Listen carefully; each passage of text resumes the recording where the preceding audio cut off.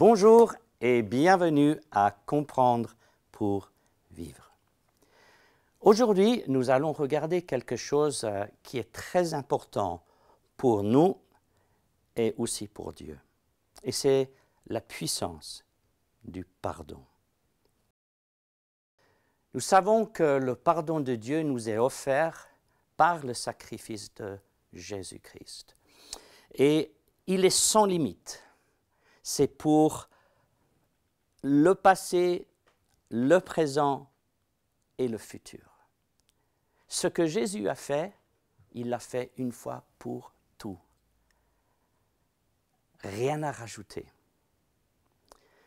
Une fois que nous avons passé les eaux du baptême, nous avons mis notre confiance en Jésus, il nous a dit que nos péchés sont lavés, nous sortons un nouveau homme. La parole nous dit aussi, car ensuite, ayant cru, nous allons commettre des fautes, des erreurs, des fois malgré nous. Et la promesse de la parole, c'est si nous confessons nos péchés, il est fidèle à nous pardonner et à nous purifier de toute iniquité. C'est la merveilleuse chose, c'est que une fois en relation avec le Seigneur, non seulement il pardonne, mais il lave. Notre robe est tachée, il dit c'est pas grave et il enlève la tache.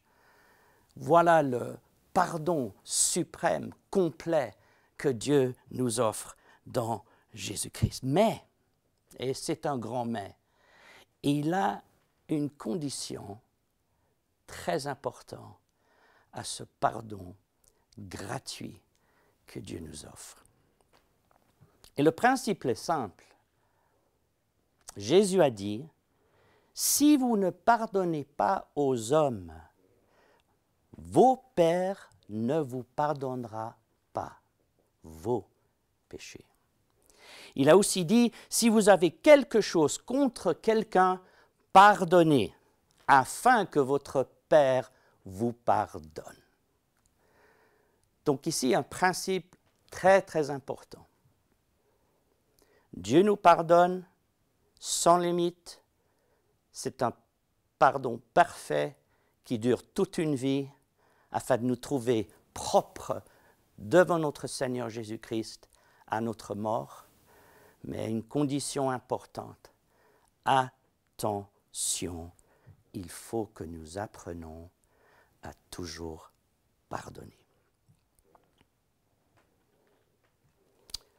Le pardon continuel de Dieu est important parce que nous sommes propres et dans cette propreté, dans cette vie sanctifiée, la grâce de Dieu peut continuer à agir dans notre vie. Et je dois vous dire, en tant que pasteur, une des choses que j'ai vues très très souvent, c'est que les gens qui ne pardonnent pas, quelque part, la grâce de Dieu manque dans leur vie. Trop de gens se privent de la grâce de Dieu parce qu'ils ne pardonnent pas. Dans la pratique, Jésus nous dit, et c'est très simple, mais la pratique, je vois, est très difficile. Quelque part, on n'aime pas confronter. On se dit, ah, on va laisser tomber. Mais Jésus est très clair dans comment nous devons faire quand une faute est commise ou une faute est reçue.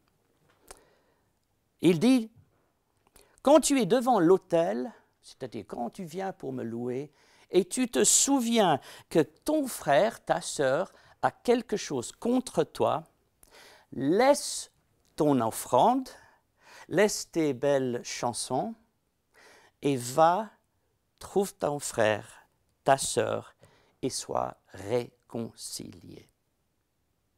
Et ensuite il dit, si ton frère, il a péché contre toi, va, qui doit y aller? Moi, va, reprends-le et entre toi et lui seul.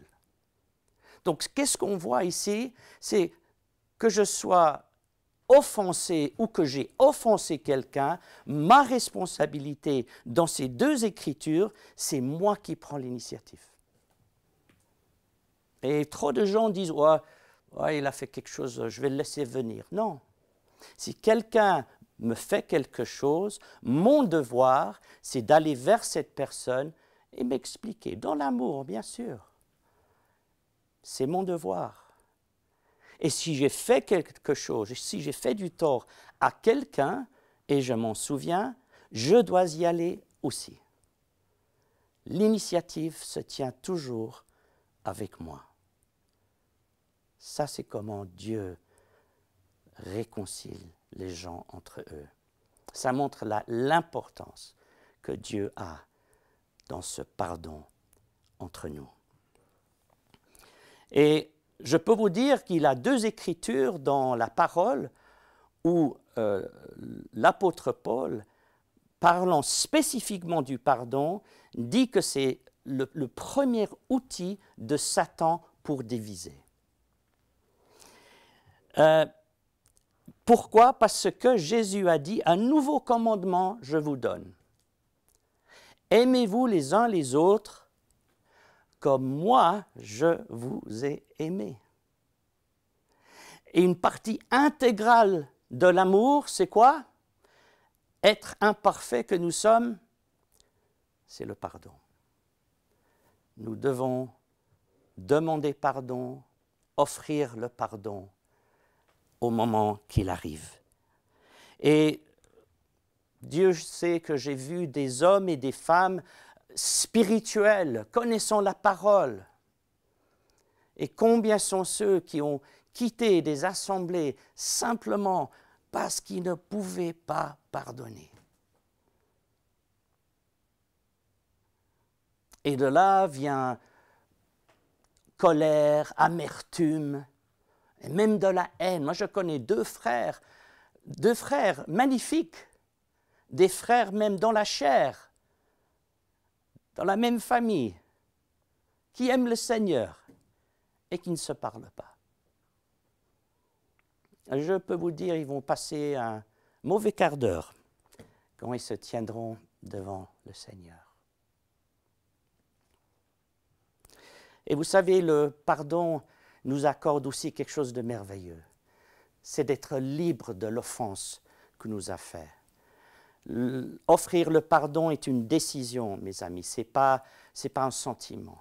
Moi-même, j'étais abusé en tant qu'enfant et j'ai décidé de pardonner le jour que j'ai rencontré Jésus-Christ. Et ça m'a pris 10 ans pour prendre cette personne dans mes bras et lui dire que je l'aime. Ça prend du temps, mais Dieu regarde la décision qu'on prend et non les sentiments que nous avons. Et des fois, Dieu teste si oui ou non on a vraiment pardonné. J'étais dans les affaires bien des années en arrière et il y avait quelqu'un qui m'avait fait beaucoup de tort. J'ai pardonné, j'ai eu la victoire et une année après, il m'a dit à Noël, envoie-lui un cadeau. Par la foi, je l'ai fait et alléluia, je suis content que je l'ai fait. Mais quand on pardonne, on peut regarder les gens droit dans les yeux et on n'a rien à l'intérieur contre cette personne. Je lis l'écriture que Jésus nous a laissée. Aimez vos ennemis, bénissez ceux qui vous maudissent, faites du bien à ceux qui vous haïssent et priez pour ceux qui vous persécutent, afin que vous soyez fils de votre Père, car il fait lever son soleil sur le bon et sur le méchant. Mes amis, offrons aujourd'hui le pardon à tous ceux qui nous ont offensés et recevons le pardon de ceux qui nous avons offensés afin que la grâce de Dieu reste sur nous.